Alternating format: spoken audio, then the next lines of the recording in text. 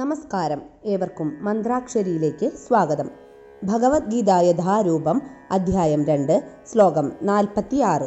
ഒരു കൊച്ചുകുളത്തിന് നിറവേറ്റാൻ സാധിക്കുന്ന ആവശ്യമെല്ലാം വലിയ ഒരു ജലസംഭരണി കൊണ്ട് നിർവഹിക്കാം. അതുപോലെ വേദങ്ങളാൽ ഉദ്ദിഷ്ടമായതെന്തും അവയുടെ ഉൾപ്പൊരുളറിയുന്നതുകൊണ്ട് നേടാവുന്നതാണ്. വേദങ്ങളെല്ലാം തന്നെ ആത്മസാക്ഷാത്കാരത്തെ ലക്ഷ്യമാക്കിക്കൊണ്ടുള്ളവയാണ്.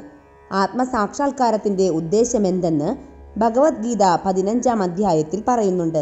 സർവപ്രപഞ്ചത്തിനും മൂലകാരണമായ കൃഷ്ണനെക്കുറിച്ച് ബോധമുളവാക്കലാണ് വേദപഠനത്തിന്റെ ഉദ്ദേശം.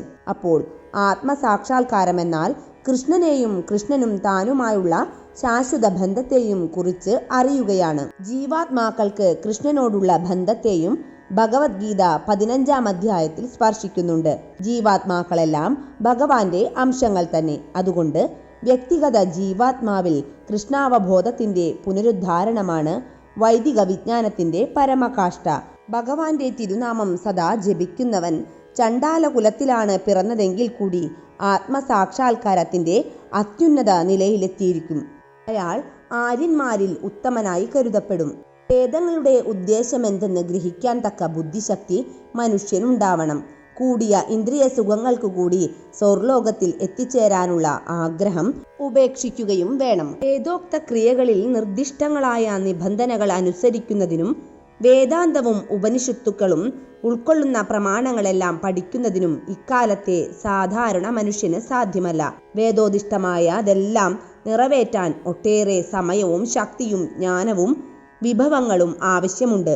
ഇന്ന് അതെല്ലാം അസാധ്യമാണ്.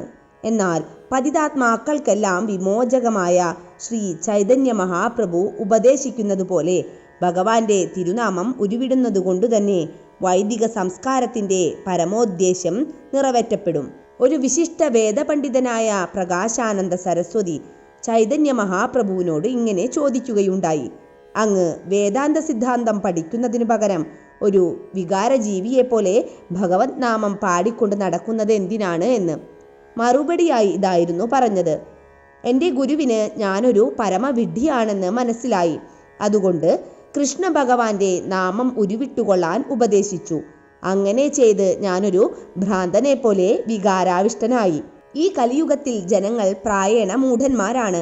വേദാന്തം മനസ്സിലാക്കാൻ വേണ്ടുന്നത്ര വിദ്യാഭ്യാസം അവർക്കില്ല. വേദാന്തത്തിന്റെ പരമോദ്ദേശം അപരാധമെന്നേ ഭഗവത് നാമം ഉരുവിടുന്നതുകൊണ്ട് തന്നെ നിറവേറുന്നുണ്ട്. വൈദിക ജ്ഞാനത്തിന്റെ ഉച്ചകോടിയാണ് വേദാന്തം. ഇതിന്റെ സ്രഷ്ടാവും ജ്ഞാതാവും കൃഷ്ണ ഭഗവാൻ തന്നെ. ഭഗവത് നാമത്തിൽ പരമാനന്ദം കൊള്ളുന്നവനാണ് ഉത്തമനായ വേദാന്തി.